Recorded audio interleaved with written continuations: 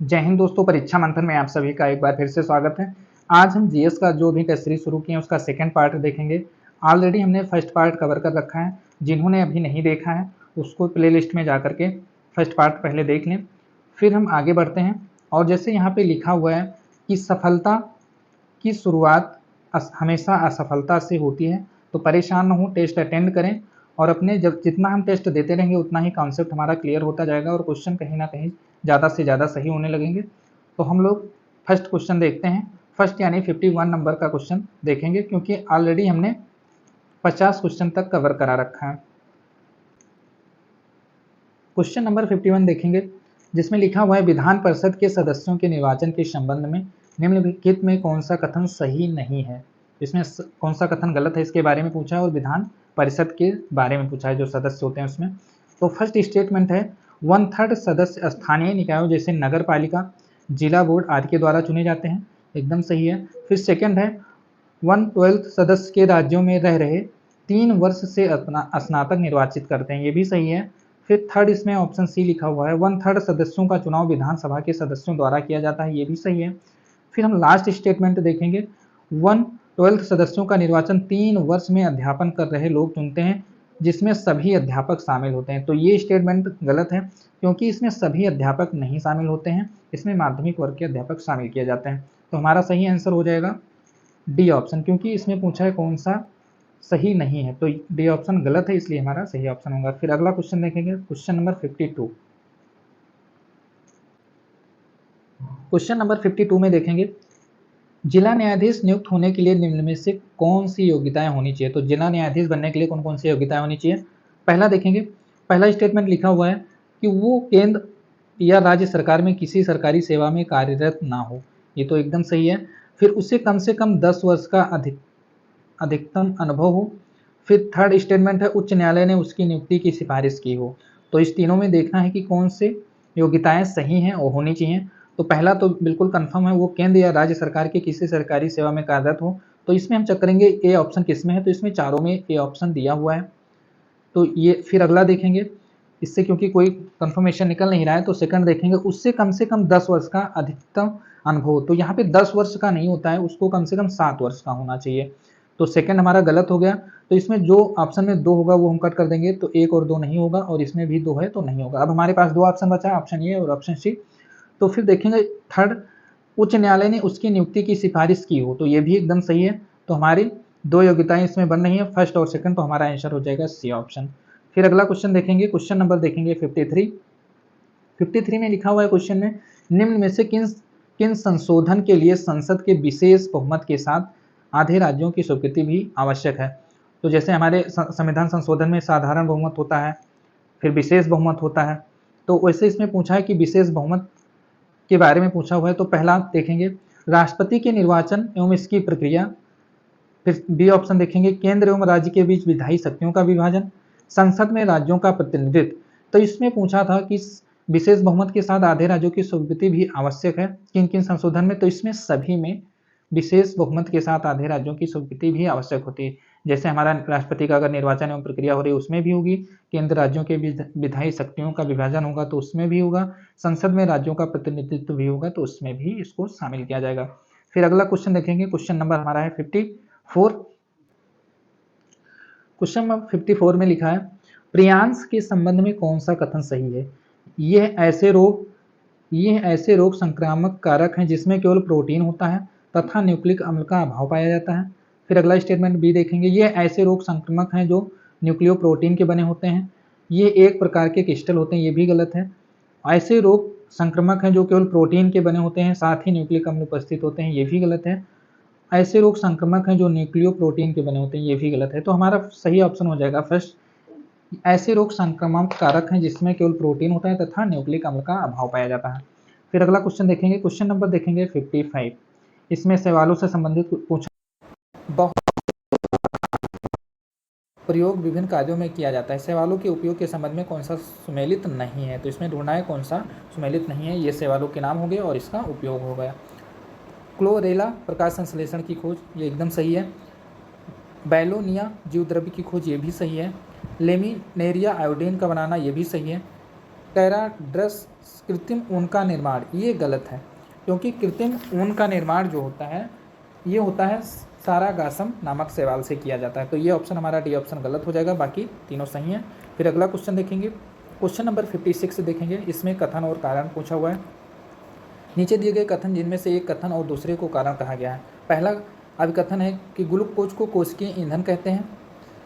फिर कारण है पचे हुए पोषक पदार्थ के क्रमिक आक्सीकारक विघटन के लिए कोशिकाएं मुख्यतः ग्लूकोज का उपयोग करती हैं। तो कथन भी इसका सही है और कारण भी सही है, तो हमारा ऑप्शन बन जाएगा फर्स्ट, ये तथा दोनों सही है और आर ये की सही व्याख्या करता है। फिर अगला क्वेश्चन देखेंगे, क्वेश्चन नंबर देखेंगे 57। निम्न में से कार्य थायराइड हार्मोन्स द्वारा संपादित किए जाते हैं, कोड के माध्यम से सही उत्तर का चुनाव करें। तो पहला स्टेटमेंट इसमें दिया है थायरॉक्सिन सभी उपापचय क्रियाओं की गति का नियंत्रण करते हैं, एकदम सही है। सेकंड स्टेटमेंट है ये शरीर की सामान्य वृद्धि विशेषता हड्डियों बाल इत्यादि के लिए अनिवार्य है, ये भी सही है। थर्ड है पीयूष ग्रंथि के हार्मोन के साथ मिलकर शरीर के जल संतुलन का नियंत्रण करते हैं, तो ये भी सही है। तो हमारा इसमें तीनों ऑप्शन सही है, तो ऑप्शन नंबर हमारा डी एकदम सही होगा। फिर अगला क्वेश्चन देखते हैं 58। जब एड्स वायरस हमारे शरीर में संपर्क में आता है तो इसका मुकाबला सबसे पहले कौन करता है? T8 lymphocyte, T4 lymphocyte, B lymphocyte, eosinophil lymphocyte. तो इसका सबसे पहले मुकाबला होता है T4 लिम्फोसाइट से। फिर अगला क्वेश्चन देखेंगे, क्वेश्चन नंबर है सूची से इसमें भी मिलान करना है और क्वेश्चन में पूछा है लवण एवं प्रयोग के बारे में और सही उत्तर इसमें चूज करना है कोड की सहायता से। तो हम पहला देखेंगे पोटेशियम नाइट्रेट कीटाणुनाशक विरंजकपूर्ण सोडियम कार्बोनाइट और सोडियम हाइड्रोक्साइड। तो इसमें हमें मिलान करना है कौन किससे संबंधित। तो इसका मिलान पहले हम देखेंगे, अगर हमें नहीं आता है तो हम ऑप्शन से भी करने की कोशिश करेंगे। तो जैसे यहाँ अगर देखेंगे ए और बी में लगातार 3-3 दिया हुआ है और बी ऑप्शन में ए सब में दिया है, तो बी का तो पहला होगा ही होगा क्योंकि चारों ऑप्शन में दिया है। तो विरंजक चूर्ण का हो जाएगा कीटाणुनाशक, लेकिन इससे आंसर तो निकलेगा नहीं क्योंकि सब में दिया हुआ है। फिर फर्स्ट ऑप्शन देखेंगे पोटेशियम नाइट्रेट का दिया है थर्ड में, तो अब यहाँ से हमारे दो ऑप्शन तो ऐसे ही कट हो जा रहे हैं, सी और डी कट हो जा रहा है क्योंकि अब ए और बी ऑप्शन में 3-3-1-1 दिया हुआ है। फिर हम अगला देखेंगे कि जो सोडियम कार्बोनेट है ये किससे संबंधित है, तो इसमें हमें दिमाग लगाना होगा। तो ये हमारा सोडियम कार्बोनेट जो हो जाता है कागज़ व कांच के निर्माण से संबंधित है। फिर एक ही ऑप्शन बचता है सोडियम हाइड्रोक्साइड, तो इसका निर्माण होता है साबुन व अपमार्जक बनाने में। तो इससे हमारा आंसर सीधे सीधे निकल जाएगा, ए ऑप्शन बन जाएगा। फिर अगला क्वेश्चन देखेंगे, क्वेश्चन नंबर 60। भारत की पहली स्वदेशी gene therapy CRT cell therapy का शुभ आरंभ किया गया, इसके संबंध में कौन सा कथन सही नहीं है? इसमें 4 स्टेटमेंट दिए हैं, तो इसमें पूछा है कौन सा कथन सही नहीं है। पहला स्टेटमेंट दिया है इसे भारतीय प्रौद्योगिकी संस्थान मुंबई और टाटा मेमोरियल अस्पताल के समन्वय से विकसित किया गया, एकदम सही है। इसका शुभ आरंभ नरेंद्र मोदी ने किया, तो ये तो गलत होगा क्योंकि इसका शुभ आरंभ राष्ट्रपति द्रौपदी मुर्मू ने किया है। फिर इसमें गलत ही पूछा था तो आंसर हमको यही मिल गया, लेकिन फिर भी दोनों हम पढ़ेंगे। CRT सेल थेरेपी से तात्पर्य chimeric antigen receptor T cell therapy से है। फिर डी ऑप्शन, ये एक प्रकार की कैंसर इम्यूनोथेरेपी है जो कैंसर कोशिकाओं का पता लगाने और उसे नष्ट करने की क्षमता बढ़ाने के लिए रोगियों की स्वयं की टी कोशिकाओं का उपयोग करती है, तो ये भी सही है। तो हमारा इसमें ऑप्शन हो जाएगा बी, क्योंकि इसको प्रधानमंत्री ने नहीं प्रारंभ किया, राष्ट्रपति ने किया था। फिर अगला क्वेश्चन देखेंगे 61 नंबर, क्वेश्चन नंबर 61 में लिखा है मैन 5CB वैक्सीन जिसे हाल ही में विकसित किया गया संबंध में कौन से कथन सही हैं? तो इसमें पूछा कौन कौन से कथन सही हैं। पहला कथन है मैन 5CB वैक्सीन बनाने वाला विश्व का पहला देश नाइजीरिया बना है, एकदम सही है। ये वैक्सीन मेनिनजाइटिस रोग को रोकने में सक्षम है, ये भी सही है। मेनिनजाइटिस रोग मस्तिष्क और रीढ़ की हड्डी के आसपास की झिल्लियों में खतरनाक सूजन हो जाती है, ये भी सही है। WHO ने 2030 तक मेनिनजाइटिस को पूर्णतः समाप्त करने का लक्ष्य निर्धारित किया है, तो ये भी ऑप्शन सही है। तो इसमें चारों ऑप्शन सही है, देखेंगे कौन से ऑप्शन में है, तो हमारा डी ऑप्शन में है, तो इसके चारों ऑप्शन सही हैं। फिर अगला क्वेश्चन देखेंगे, क्वेश्चन नंबर हमारा हो जाएगा 62। इसमें भी कथन कारण से पूछा हुआ है। नीचे दिए गए कथन जिनमें से एक को कथन और दूसरे को कारण कहा गया है। तो कथन क्या है? पहला है कई बार गर्म पानी या चाय डालने पर कांच के गिलास चटक जाते हैं, ये भी सही है, एकदम कथन इन्होंने कहा है। फिर कारण पूछा है गर्म पानी या चाय डालने पर कांच की गिलास की भीतर तथा बाहरी सतह का प्रसार हो जाता है, ये गलत है क्योंकि भीतर तो प्रसार होता है, बाहरी प्रसार नहीं होता है, तो इसलिए पहला हमारा सही होगा। देखेंगे कौन से ऑप्शन में है। तो यहाँ पे पहला सही है परंतु आर गलत है, तो हमारा ऑप्शन सी बन जाएगा। फिर अगला क्वेश्चन देखेंगे, क्वेश्चन नंबर 63, ये इंद्रधनुष के बारे में पूछा है। प्राथमिक इंद्रधनुष के संबंध में निम्न कथनों पर विचार कीजिए। प्राथमिक इंद्रधनुष में लाल रंग की पट्टी बाहर की ओर और बैंगनी रंग की पट्टी सबसे अंदर की होती है, एकदम सही है। इसमें सूर्य की किरणों में 2 बार अपवर्तन व 2 बार पूर्ण आंतरिक परिवर्तन होता है। तो 2 बार अपवर्तन तो होता है लेकिन पूर्ण आंतरिक परिवर्तन सिर्फ एक ही बार होता है, तो इसलिए ऑप्शन हमारा गलत हो जाएगा। इसमें केवल पूछा क्या है, कथन सही है, तो एक ही कथन सही है, तो हमारा केवल ए ऑप्शन होगा। फिर अगला क्वेश्चन देखेंगे, क्वेश्चन नंबर 64, निम्नलिखित में सुमेलित नहीं है, अब यहाँ पे ध्यान देना है, नहीं पूछा हुआ है, के माध्यम से सही उत्तर दीजिए।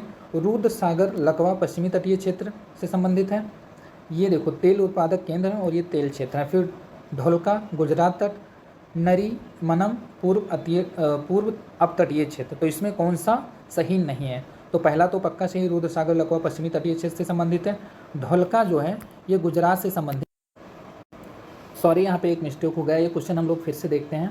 क्वेश्चन नंबर में पूछा है कि सही सुमेलित नहीं है, और इसमें पूछा है कि कौन सा सुमेलित नहीं है, तो ये तेल उत्पादक केंद्र है और ये तेल क्षेत्र है। पहला पूछा है रुद्र सागर लकवा पश्चिमी अपतटीय क्षेत्र से संबंधित है, दूसरा पूछा है ढोलका गुजरात तट से संबंधित है, नरी मनम पूछा है पूर्वी अपतटीय क्षेत्र से संबंधित है, और इसमें पूछा है कि कौन सा सुमेलित नहीं है, तो ढोलका गुजरात से संबंधित है, ये पक्की बात है। तो इसमें देखेंगे कौन कौन से ऑप्शन में दो हैं, तो केवल सी में है। फिर अगला देखेंगे, नरी मनम पूर्वी अपतटीय क्षेत्र से संबंधित है, तो ये दोनों तो सही है, लेकिन इसमें पूछा है कि कौन सा गलत है, तो रुद्र सागर लकवा पश्चिमी तटीय क्षेत्र से ना संबंधित होकर ये सुरमा घाटी से संबंधित है, तो ये ऑप्शन हमारा गलत हो जाएगा।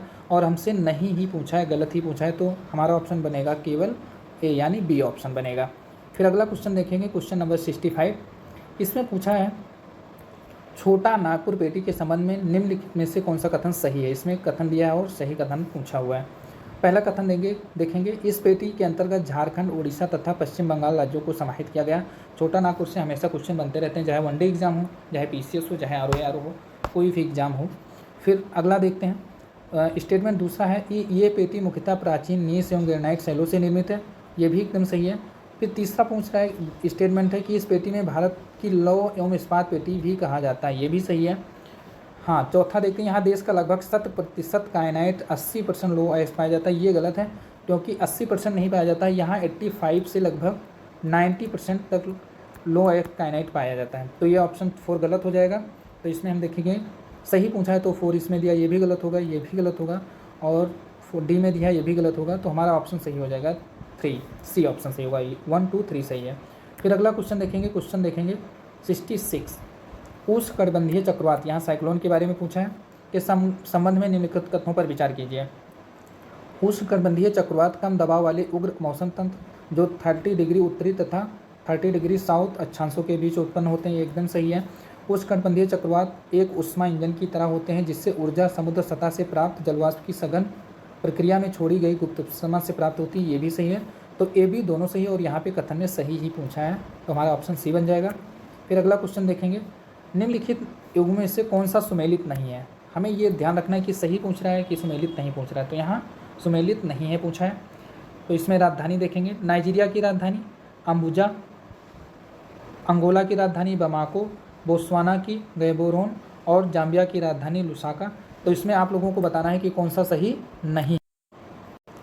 तो इसमें नाइजीरिया की राजधानी अम्बुजा तो एकदम सही है, अंगोला की राजधानी बमाको ये भी सही है, बोत्सवाना की गैबोरोन है ये भी सही है, लेकिन जाम्बिया की जो राजधानी है ये लुसाका नहीं है, तो ये कहाँ पे है, लुआंडा में है, तो ये हमारा गलत ऑप्शन हो जाएगा। यहाँ भी अगला क्वेश्चन पूछा है 68, भारत के विभिन्न दर्रों और उत्तर से दक्षिण के क्रम में व्यवस्थित करें, कोड के माध्यम से सही उत्तर चयन करें। तो यहाँ पहला दर्रा दिया है सिपकिला, दूसरा दिया है वाड़ालाचा दर्रा और बांग्ला दर्रा, और फिर खारदुला दर्रा। तो पहले तो आप लोग जान लीजिए कि सिपकिला और वाड़ालाचा दर्रा हमारा हिमाचल प्रदेश में पड़ जाता है, और फिर बांग्ला दर्रा और खारदुला दर्रा लद्दाख में पड़ता है। तो अब इससे आप लोग सीधे वैसे भी अनुमान लगा सकते हैं कि उत्तर से दक्षिण में कौन सा दर्रा पहले पड़ेगा। तो पहले हमारा पड़ जाएगा खारदुला दर्रा, फिर इसके बाद फर्स्ट नंबर पे खारदुला, और सेकंड नंबर पे पड़ेगा बांग्ला दर्रा, क्योंकि लद्दाख फर्स्ट पड़ जाएगा। फिर इसके नीचे हमारा पड़ जाएगा वाड़ालाचा हिमाचल प्रदेश वाला तीसरे नंबर पे, और फर्स्ट नंबर पे वो चौथे नंबर पे पड़ जाएगा सिपकिला। ठीक है, तो 4 3 2 1 इसका सही ऑप्शन हो जाएगा। फिर अगला क्वेश्चन देखते हैं, क्योंकि इसमें पूछा हुआ है कि नॉर्थ टू साइड, इसने मतलब स्टेटमेंट ऐसे ऊपर से नॉर्थ टू साइड लगाना है। तो सबसे पहले खारदुला, फिर बांग्ला, फिर बाड़ालाचा, फिर शिवकिला। तो इसलिए हमारा ऑप्शन बन जाएगा 1, 4, 3, 2, 1। फिर अगला क्वेश्चन देखेंगे, क्वेश्चन नंबर है 69। कृष्णा की सहायक नदी और तुंगभद्रा नदी के संबंध में कौन सा कथन सही है? तो इसमें देखेंगे पहला कथन नंबर फर्स्ट है कि तुंग तथा भद्रा नदियाँ शिमोगा के पास मिलकर तुंगभद्रा नदी का निर्माण करती हैं। एकदम सही है। ये पश्चिम घाट के गंगामूला नामक स्थान से निकलती हैं, ये भी सही है। तुंगभद्रा नदी रामायण काल में पंपा के नाम से जाना जाता था, ये भी सही है। और चौथा है कि ये आंध्र प्रदेश के गोडीमल्ला नामक स्थान पर कृष्णा नदी से मिलती है, ये भी सही है। तो इसमें सारे कथन सही हैं, तो हमारा सही ऑप्शन हो जाएगा उपरोक्त सभी। फिर क्वेश्चन नंबर 70 देखेंगे, निम्न कथनों पर विचार कीजिए।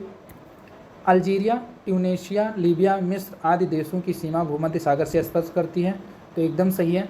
फिर सेकंड पूछा है, सूडान, इथोपिया और इरिट्रिया, जिबूती की सीमा लाल सागर से स्पर्श करती है कि नहीं करती है? तो इसमें इथोपिया की जो सीमा है वो लाल सागर से स्पर्श नहीं करती है, तो इसलिए हमारा सेकंड स्टेटमेंट गलत हो जाएगा। और इसमें हमसे पूछा है कौन सा कथन सही है, तो फर्स्ट स्टेटमेंट सही, तो हमारा आंसर हो जाएगा ए। फिर अगला क्वेश्चन देखेंगे 71 नंबर क्वेश्चन, ये जैव विविधता एनवायरनमेंट से संबंधित है। जैव विविधता के संबंध में निम्न कथनों पर विचार कीजिए। जैव विविधता के मापन के लिए अल्फा विविधता, बीटा विविधता तथा गामा विविधता का विभाजन RH वेक्टर ने किया, एकदम सही है। किसी विभिन्न क्षेत्र में जैव विविधता के तुलनात्मक अध्ययन में बीटा विविधता का सहायक होती है, ये गलत होता है। अल्फा बीटा कोई भी अध्ययन करने में सहायक नहीं होती है, तो सेकंड ऑप्शन हमारा गलत हो जाएगा। और इसमें ऑप्शन पूछा है कौन सा सही है, तो यही ऑप्शन सही होगा। फिर अगला क्वेश्चन देखेंगे, राइन नदी के बारे में पूछा है। राइन नदी के संबंध में कौन सा कथन सही नहीं है? तो इसमें पूछा है कि राइन नदी के संबंध में कौन सा कथन गलत है। पहला देखेंगे, आल्प्स पर्वत से निकलती है और उत्तरी सागर में मिल जाती है, एकदम सही है। राइन नदी स्विट्जरलैंड, ऑस्ट्रेलिया, जर्मनी और नीदरलैंड से होकर गुजरती है, ये भी सही है। फिर अगला है, ये ब्रंश घाटी से तो बहती है, थर्ड भी सही है। फिर चौथा स्टेटमेंट है, ये कुछ दूर तक जर्मनी और ऑस्ट्रेलिया की सीमा बनाती है, ये एकदम गलत है। फिर अगला क्वेश्चन देखेंगे, क्वेश्चन नंबर 33। अब ये पूछा है, रूस के मैग्नाटोगर्स शहर के संबंध में निम्न कथनों पर विचार कीजिए। ये नगर यूराल श्रेणी के उत्तरी भाग में अवस्थित है। दूसरा स्टेटमेंट दिया है, उच्च गुणवत्ता लोह युक्त अयस्क भंडार एवं लोह इस्पात उद्योग के लिए प्रसिद्ध है, तो ये तो एकदम सही है कि ये उच्च गुणवत्ता लोह अयस्क भंडार एवं इस्पात उद्योग से प्रसिद्ध है। और इसमें पूछा है सही ऑप्शन, तो बी तो पक्का सही है, तो इसमें बी ए बी दोनों ऑप्शन में दिया है। ये यूराल श्रेणी के उत्तर भाग में स्थित है, ये गलत है, क्योंकि ये उत्तर भाग में ना होकर के दक्षिण भाग में अवस्थित है। तो हमारा ऑप्शन सही हो जाएगा केवल 1, तो केवल, हाँ ये गलत है। और इसमें संबंध पूछा कौन सा सही है, तो पहला गलत है, केवल हमारा ऑप्शन सही है 2, तो 2 ऑप्शन किस में दिया है, केवल बी ऑप्शन में दिया है। फिर अगला क्वेश्चन देखेंगे, कर्नाटक युद्ध से संबंधित है। प्रथम कर्नाटक युद्ध के संबंध में कौन सा कथन सही नहीं है? इसमें क्या पूछा है, जो कर्नाटक युद्ध हुआ है उसके बारे में कौन सा कथन गलत लिखा हुआ है। ये युद्ध यूरोप में ऑस्ट्रेलिया के उत्तराधिकार युद्ध का विस्तार मात्र था, ये एकदम सही है। इस युद्ध के दौरान फ्रांसीसियों ने मद्रास पर कब्जा कर लिया था, ये भी सही है। सेंट थोमे के युद्ध से डुप्ले के नेतृत्व में फ्रांसीसियों ने कर्नाटक के नवाब की सेना को पराजित किया था। फिर ये युद्ध एक्सला सोपेल की संधि के द्वारा समाप्त हुआ था, ये भी सही है। और सेंट थोमे के युद्ध में डुप्ले के नेतृत्व में ये कर्नाटक नवाब की सेना को पराजित किया था, ये एकदम से हमारा गलत है। फिर अगला क्वेश्चन देखेंगे, क्वेश्चन नंबर देखेंगे 75। अब ये इसमें सीधे स्टेटमेंट दे दिया है कि मराठा काल में जो मोकास क्या था। अब मोकास कभी कभी ऐसे बोल लेता है मोकास क्या था, तो इसमें फिर पहला स्टेटमेंट दिया है, चौथ का 25% भाग जो राजा के लिए सुरक्षित किया जाता था, ये गलत है। चौथ का 6% भाग जो पंत सचिव के लिए सुरक्षित रखा जाता था, ये भी गलत है। चौथ का 3% भाग जो राजा की इच्छा पर निर्भर था, ये भी गलत है। चौथ का 66% मराठा सरदारों को घुड़सवार के रखने के लिए दिया जाता था, ये एकदम इसका सही आंसर होगा। फिर क्वेश्चन नंबर अगला देखेंगे। अब यहाँ पे दिया है, ऐसे क्वेश्चन पेपर में कठिन बन जाते हैं और जब तक आपको एग्जैक्ट नहीं पता होगा इसका आंसर निकालना मुश्किल हो जाता है। इसमें दिया है, अंग्रेजी शासनकाल में अनेक समितियों का गठन किया गया है, निम्नलिखित में कौन सा सही सुमेलित नहीं है।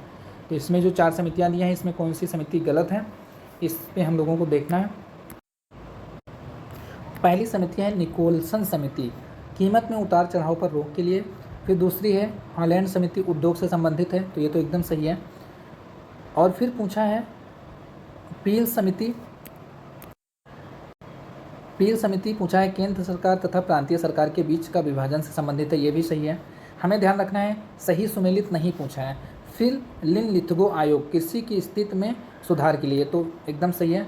निकोलसन समिति गलत है क्योंकि कीमत में उतार चढ़ाव पर रोक के लिए नहीं थी, ये सहकारी संस्थाओं के लिए बनाई गई थी, तो इसलिए ऑप्शन हमारा गलत है और यही हमारा आंसर होगा क्योंकि इसमें सही सुमेलित नहीं पूछा हुआ है। फिर अगला क्वेश्चन देखेंगे, क्वेश्चन नंबर 77। इसमें फिर वहीं आया है कथन और कारण पे संबंधित क्वेश्चन है। दिया हुआ कथन, ब्रिटेन की सरकार ने मार्च 1942 में ईस्वी में क्रिप्स मिशन भारत भेजा। फिर कारण है जापान की लगातार बढ़ती हुई शक्ति से चिंतित अमेरिका, ऑस्ट्रेलिया और चीन ने ब्रिटेन पर भारत को स्वतंत्र करने के लिए दबाव डाला। तो 1942 में क्रिप्स मिशन आया था, एकदम सही है। और जापान की लगातार बढ़ती हुई शक्ति चिंतित अमेरिका, ऑस्ट्रेलिया और चीन ने ब्रिटेन पर भारत को स्वतंत्र करने के लिए दबाव भी डाला था, तो ये भी सही है। तो कथन और कारण दोनों सही, तो इसका सही ऑप्शन हो जाएगा ए ऑप्शन। फिर अगला क्वेश्चन देखेंगे 78। ये हमारा क्वेश्चन वेवल योजना से संबंधित है। तो इसमें पूछा है कि वेवल योजना को जो 14 जून 1945 को गवर्नर जनरल वेवल ने प्रस्तुत किया था, निम्नलिखित में कौन से प्रावधान इसमें शामिल थे। तो कौन कौन से प्रावधान शामिल थे इसको हम देखेंगे। पहला स्टेटमेंट देखेंगे, वायसराय की कार्यकारिणी में वायसराय तथा कमांडर इन चीफ को छोड़कर सभी सदस्य शामिल होंगे, एकदम सही है। प्रतीक्षा मंत्रालय को छोड़कर समस्त विभाग भारतीयों को दिए जाएंगे, ये भी सही है। कार्यकारिणी में मुसलमान सदस्यों की संख्या हिंदुओं के बराबर होगी, ये कहीं नहीं लिखा था, ये एकदम गलत है। फिर युद्ध समाप्त होने पर भारतीय स्वयं ही अपना संविधान बनाएंगे, ये भी बात इसमें कही गई थी, तो तीसरा ऑप्शन गलत है। और बाकी 1, 2 और 4 ऑप्शन शामिल है, तो हमारा ऑप्शन बन जाएगा सी, क्योंकि 1, 2 और 4 ऑप्शन इसमें शामिल है प्रावधान में। फिर अगला क्वेश्चन देखेंगे, क्वेश्चन नंबर हमारा 79 है, जिसमें पूछा हुआ है निम्नलिखित कथनों पर विचार कीजिए।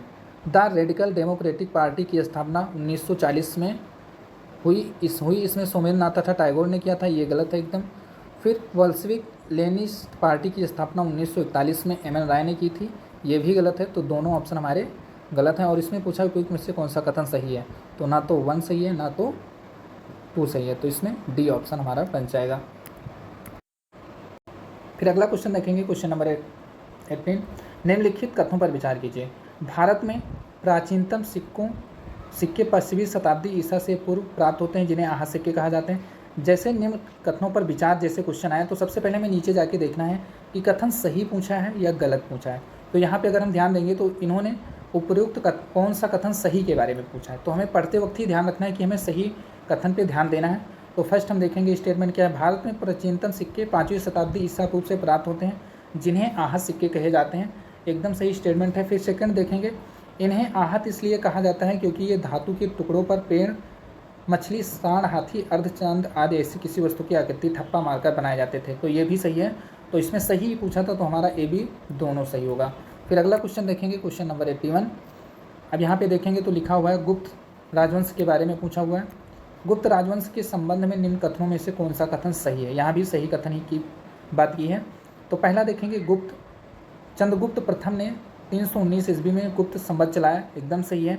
गुप्त संवत का सर्वप्रथम प्रयोग समुद्रगुप्त के परिस्थिति में हुआ, ये गलत है।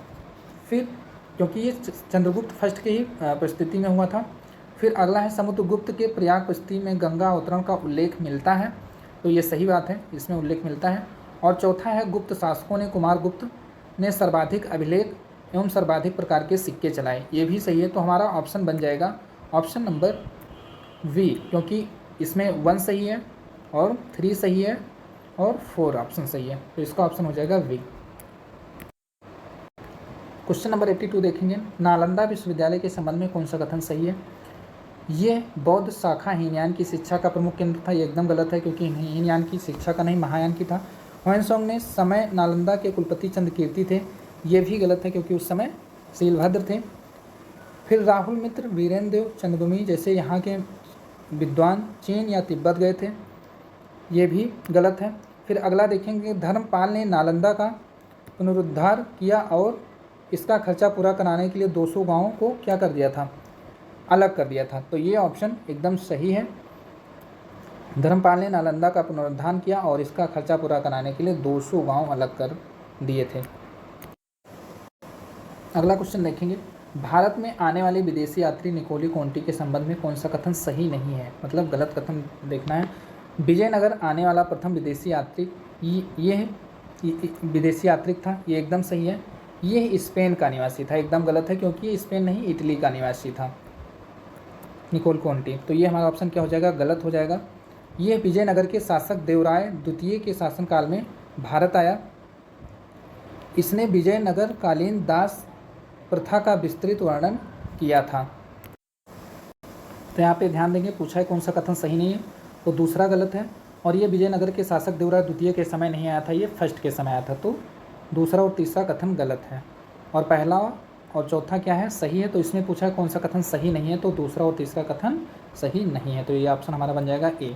फिर अगला क्वेश्चन देखते हैं, क्वेश्चन नंबर 84। निम्न में से किसने कहा था, यहाँ पे सीधे स्टेटमेंट दे दिया है, निम्न में से किसने कहा था कि फतेहपुर सिकरी पत्थर से प्रेम तथा एक महान व्यक्ति के मस्तिष्क की अभिव्यक्ति है। तो इसे कहा था फर्ग्यूसन ने कहा था। ऐसे क्वेश्चन आते हैं तो पेपर में थोड़ा सिंपल हो जाता है। फिर अगला क्वेश्चन देखते हैं, क्वेश्चन नंबर 85। ये वित्त आयोग से संबंधित है, 16वें वित्त आयोग से। तो 16वें वित्त आयोग के संबंध में निम्न कथनों पर विचार कीजिए। अब देखो, विचार करने की बात आई तो सबसे पहले हम क्या करेंगे, नीचे देखेंगे कि सही पूछा है या गलत। तो इसमें पूछा है कथन, कौन से कथन इसमें सही है। तो सही कथन इसमें हमें देखना है। पहला कथन इसमें दिया हुआ है कि 16वें वित्त आयोग की सिफारिश 1 अप्रैल 2027 से प्रारंभ होने वाले वित्तीय वर्ष अगले 5 वर्ष के लिए मान्य होगा। तो 2027 से तो पहली बात ये होगा नहीं, ये 26 से शुरू होगा। तो हमारा पहला ही स्टेटमेंट क्या हो गया, गलत हो गया। फिर दूसरा पूछा है आयोग का अध्यक्ष नीति आयोग के पूर्व अध्यक्ष अरविंद पंगाड़िया को बनाया गया है। और फिर ये तो एकदम सही है, अरविंद पंगाड़िया को ही बनाया गया है। फिर थर्ड स्टेटमेंट देखेंगे, केंद्र तथा राज्यों के मध्य वित्तीय संबंधों का उल्लेख संविधान के भाग 11 में दिया गया है। तो ये गलत है, भाग 11 में ना देकर के भाग 12 में दिया गया है केंद्र और राज्य के वित्तीय संबंध को। तो ये भी गलत हो गया। तो यानी फर्स्ट और थर्ड गलत हो गया, सेकंड केवल सही होगा। और पूछा है कौन सा कथन इसमें सही है, तो सेकंड ऑप्शन केवल बी दिया है ऑप्शन सी में, तो हमारा ऑप्शन सी सही होगा। फिर अगला क्वेश्चन देखेंगे, क्वेश्चन नंबर 86। इसमें गांधी जी के बारे में दिया है, गांधी जी से संबंधित है ना कि गांधी जी के बारे में। तो देखेंगे यहाँ पे महात्मा गांधी राष्ट्रीय ग्रामीण रोजगार गारंटी योजना से संबंधित बारे में पूछा है कि मजदूरी में दरों में हाल ही में परिवर्तन किया गया है। इस योजना की मजदूरी दरें निम्नलिखित में से किस आधार पर संशोधित की गई हैं। तो ये हमारी योजना से संबंधित क्वेश्चन है। तो इसमें सिंपल सा पूछा है कि महात्मा गांधी राष्ट्रीय ग्रामीण रोजगार गारंटी योजना की मजदूरी दरों में हाल ही में जो परिवर्तन किया गया है, इस योजना की मजदूरी दरें निम्नलिखित में से किस आधार पर संशोधित की जाती हैं। मतलब जो मजदूरी दर होती है किस आधार पर संशोधित किया जाता है। पहला दिया है थोक मूल्य सूचकांक पर, बिल्कुल गलत। बाजार मूल्य पर, ये भी गलत। उपभोक्ता मूल्य सूचकांक ग्रामीण पर, ये भी गलत। डी उपभोक्ता मूल्य सूचकांक कृषि पर। तो एकदम हमारा आंसर क्या बन जाएगा, डी ऑप्शन, क्योंकि उपभोक्ता मूल्य सूचकांक पर इसका संशोधित आधार बनाया जाता है। तो हमारा ऑप्शन हो जाएगा डी। फिर अगला क्वेश्चन देखें, क्वेश्चन नंबर 87। भारत सरकार द्वारा प्रारंभ की गई CDP सुरक्षा किस योजना ये भी के संबंध में निम्न से कौन सा कथन सही है, भी योजना से संबंधित है। पहला CDP सुरक्षा योजना से संबंधित पूछा है। पहला हम देखेंगे स्टेटमेंट दिया हुआ है। पहला स्टेटमेंट है, ये क्लस्टर विकास कार्यक्रम के तहत प्रारंभ किया गया एक डिजिटल प्लेटफॉर्म है, एकदम सही है। इसके माध्यम से बागवानी किसानों की सब्सिडी वितरित की जाती है, ये भी सही है। ये platform national payment corporation of India e-rupee voucher का प्रयोग करके किसानों के बैंक खातों में सीधे सब्सिडी भेजेगा, ये भी सही है। तो CDP सुरक्षा योजना से तीनों स्टेटमेंट सही हैं। तो हमारा सही आंसर हो जाएगा 1, 2, 3 यानी फर्स्ट ऑप्शन। फिर अगला क्वेश्चन देखेंगे 88। एशियाई आधिकारिक संरचना निवेश बैंक के बारे में पूछा है। स्टेटमेंट दिया है, निम्न कथनों पर विचार कीजिए। अब कथन पर विचार करना है तो हमें सबसे पहले देखना होगा सही पूछा है या गलत पूछा है। तो कथन यहाँ पे सही पूछा हुआ है। तो फर्स्ट स्टेटमेंट इसका है, इसका परिचालन जनवरी 2016 से प्रारंभ हुआ, ये एकदम सही है। इसका मुख्यालय बीजिंग यानी चीन में है, ये भी सही है। वर्तमान में इसके सदस्यों की संख्या 100 से अधिक है, ये भी सही है।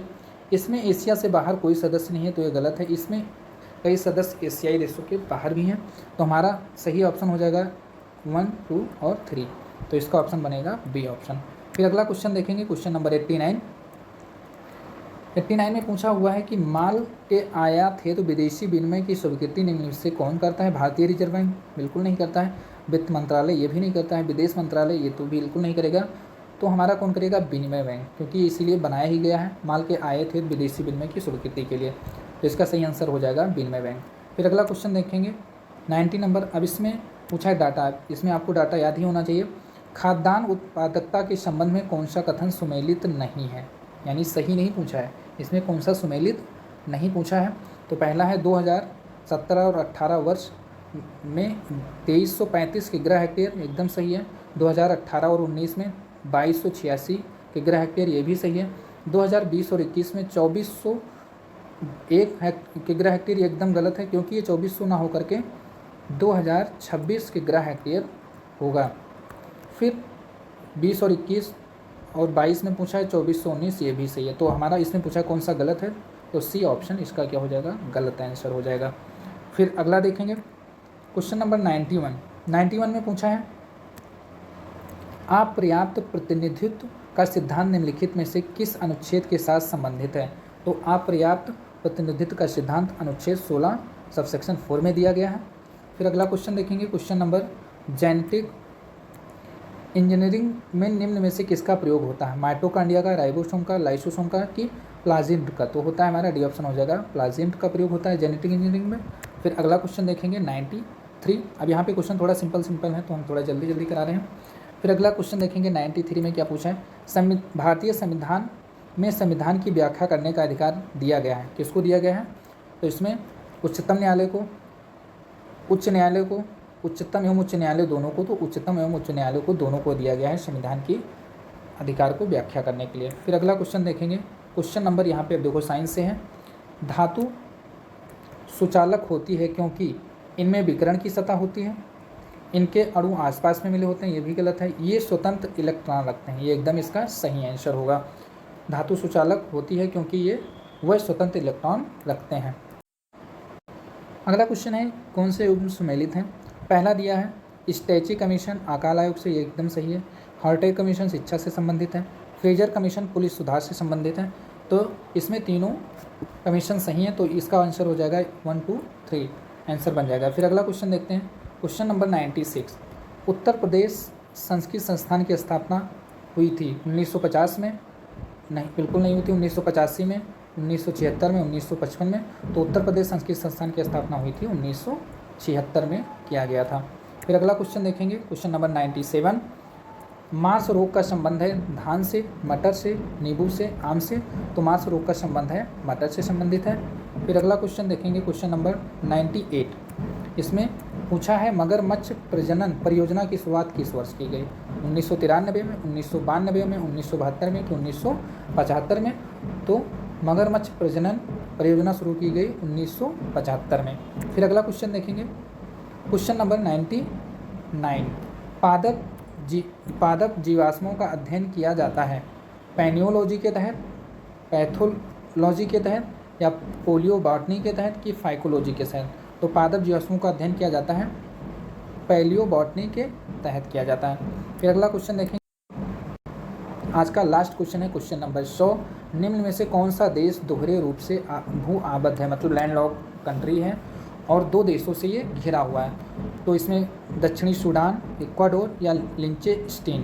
तो इसका सही ऑप्शन हो जाएगा लिंचेस्टीन, क्योंकि ये 2 कंट्री से घिरा हुआ है। कौन कौन सी कंट्री हैं? एक तो स्विट्ज़रलैंड है, फर्स्ट स्विट्ज़रलैंड है, और सेकंड है ऑस्ट्रेलिया से घिरा हुआ है, और ये कहाँ पे स्थित है? यूरोप में स्थित है। तो आज हमारा पार्ट 2 भी कंप्लीट हो गया यहाँ से, और फिर पार्ट 3 हम जल्द ही लाएंगे। जय हिंद दोस्तों, आप लोगों को कैसा लगा ज़रूर बताएं, और चैनल सब्सक्राइब कर लें, क्योंकि तभी आपको नोटिफिकेशन यहाँ से जाएगा 3rd पार्ट के लिए। धन्यवाद, ऑल द बेस्ट।